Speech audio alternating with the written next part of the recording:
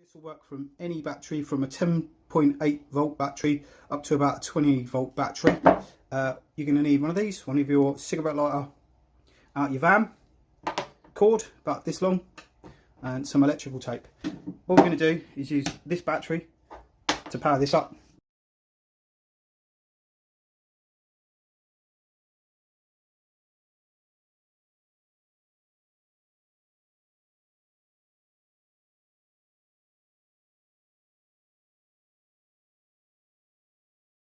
Do boom and go just like that. Again, one straight like that, one straight like that,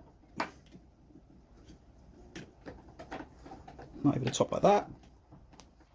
Get your phone, plug your phone in, boom, and there you go. How to get emergency power when you're on site to your phone.